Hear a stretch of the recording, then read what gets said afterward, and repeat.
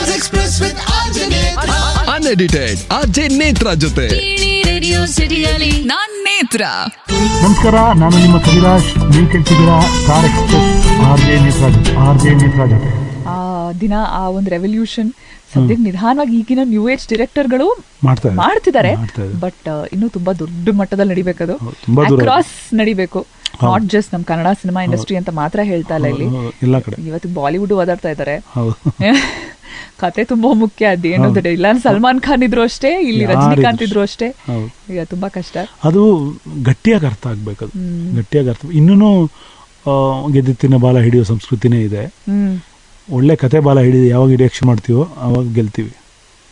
So ಇವತ್ತು ನಾವು ನಮ್ಮ ಸ್ಟುಡಿಯೋನಲ್ಲಿ ಮೀಟ್ ಮಾಡೋದಕ್ಕೆ ತುಂಬಾ ವರ್ಷ ಆಯ್ತು. ನಾನು ನಿಮ್ಮನ್ನ ಮೀಟ್ ಮಾಡಿ, ಅಂದ್ರೆ ಮೀಟ್ ಮಾಡಿದೀವಿ ಪ್ರಾಬಬ್ಲಿ ಮಧ್ಯದಲ್ಲಿ ಎಲ್ಲ ಒಂದ್ ಕಡೆ ಇಂಟರ್ವ್ಯೂ ಮಾಡಿ ಬಹಳ ವರ್ಷ ಆಯ್ತು. ನಮ್ ಹಳೆ ಆಫೀಸೇ ಲಾಸ್ಟ್ ನಿಮ್ ಇಂಟರ್ವ್ಯೂ ಮಾಡಿದ್ದು. ಆಲ್ಮೋಸ್ಟ್ ನಾವೆಲ್ಲ ಕರಿಯರ್ ಒಟ್ಟಿಗೆ ಸ್ಟಾರ್ಟ್ ಮಾಡಿದ್ವಿ ಅನ್ಸುತ್ತೆ ಅಲ್ವಾ? ಹತ್ರ ನೀವು ನಾವೊಂದು 10 ವರ್ಷ ಆದಾಗ ನೀವೆಲ್ಲ ಬಂದ್ರಿ, ಅಂದ್ರೆ ಮೊದಲು ನೋಡಿದ ಆರ್ಜೆಗಳು ನೀವೆಲ್ಲ. ಸೊ ಅಲ್ಲಿಂದ ನಿಮ್ಮ ಜರ್ನಿ ಇವತ್ತಿಗೆ 2,000ಕ್ಕೂ ಹೆಚ್ಚು ಹಾಡುಗಳು. ಫೈನಲಿ ಒಂದು ಡಿಫ್ರೆನ್ಶಿಯೇಟರ್ ಆಗಿ ಒಂದು ಪುಸ್ತಕ ರಿಲೀಸ್ ಮಾಡಿದ್ರಿ ಇತ್ತೀಚೆಗೆ. ಟೈಟಲ್ ಕೂಡ ಅಷ್ಟೇ ಇಂಟ್ರೆಸ್ಟಿಂಗ್ ಆಗಿದೆ, ಕವಿರಾಜ ಮಾರ್ಗ. ಕವಿರಾಜ್ ಮಾರ್ಗದಲ್ಲಿ. ಸೊ ಅದರಲ್ಲಿ ಈ ಪುಸ್ತಕಗಳು ಅಂತ ಬಂದಾಗ ನಾನು ಮಾತಾಡ್ತಾ ಇದ್ದೆ ನಿಮಗೆ, ಇವತ್ತಿನ ಟೈಮ್ಸ್ ನಲ್ಲಿ ಫೇಸ್ಬುಕ್ ಕಾಲದಲ್ಲಿ ಬುಕ್ಗಳು ಎಲ್ಲೋ ಯಾವ ಟೈಮಿಲಾಗಿರೋ ಅನ್ನೋ ತರ ಒಂದು ಸಡ್ಡೆ ನ್ಯಾಚುರಲಿ ಹುಟ್ಟುಬಿಟ್ಟಿದೆ ಅನ್ಫಾರ್ಚುನೇಟ್ಲಿ. ಬಟ್ ಯಾವತ್ತಿದ್ರು ಪುಸ್ತಕ, ಅದ್ರ ಫೀಲು, ಅದ್ರ ಘಮ, ಅದ್ರ ಬ್ಯೂಟಿ ಬೇರೆನೆ. ಖಂಡಿತವಾಗಿ ಒಂದೇ ಕಥೆ ಸಿನಿಮಾದಲ್ಲಿ ನಾವು ನೋಡಿರ್ಬೋದು, ಅದೇ ಕಥೆ ಪುಸ್ತಕದಲ್ಲಿ ಓದಿದಾಗ ಮೈಂಡಲ್ಲಿ ಓಡೋ ಪಿಕ್ಚರೇ ಬೇರೆ. ಹೌದು. ಇಲ್ಲ, ನಾನು ಯಾವಾಗಲೂ ಹೇಳ್ತಾ ಇರ್ತೀನಿ, ಬುಕ್ಕು ನಮ್ಮನ್ನ ಕ್ರಿಯೇಟಿವ್ ಆಗಿ ಮಾಡುತ್ತೆ. ಆಕ್ಟಿವ್ ಆಗ್ತೀವಿ ಯಾರು ಓದ್ತಾ ಇರೋನು. ಸಿನಿಮಾ ಪ್ಯಾಸಿವ್, ನಮ್ಮನ್ನ ಎಲ್ಲಾ ಇಂದ್ರಿಯಗಳನ್ನ ಮುಚ್ಚಿಸಿ ನೋಡುವಂತ ಕೂರಿಸುತ್ತೆ ಸಿನಿಮಾ.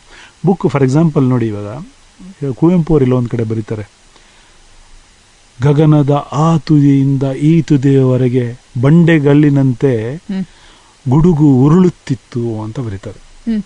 ನೀವು ಮಳೆಗಾಲದ ಶುರು ನೋಡಿದ್ರೆ ಒಂದು ಗುಡುಗು ಈ ತುದಿಲಿ ಸ್ಟಾರ್ಟ್ ಆಗಿ ಡುಮ್ ಡುಡ್ ಡುಡ್ ಡುಡ್ ಡುಡ್ ಅಂತ ಆ ಕಡೆ ತನಕ ಹೋಗುತ್ತೆ. ಆ ಫೀಲ್ನ ನೀವು ವಿಜುವಲಿ ಹಿಂಗೆ ತೋರ್ಸಕ್ಕೆ ಸಾಧ್ಯ ಇದೆ?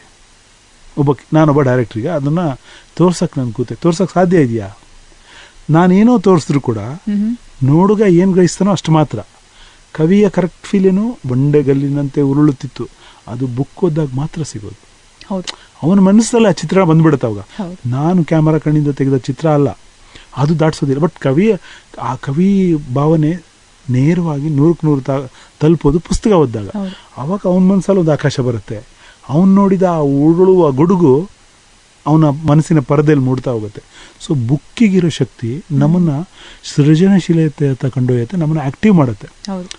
ನಮಸ್ಕಾರ, ನಾನು ನಿಮ್ಮ ಕವಿರಾಜ್. ನೀವು ಕೇಳ್ತಿದ್ದೀರಾ ಸ್ಟಾರ್ ಎಕ್ಸ್ಪ್ರೆಸ್ RJ Netra ಜೊತೆ. Stars Express with RJ Netra. Unedited RJ Netra ಜೊತೆ ರೇಡಿಯೋ ಸಿಟಿಯಲ್ಲಿ ನಾನ್ ನೇತ್ರ.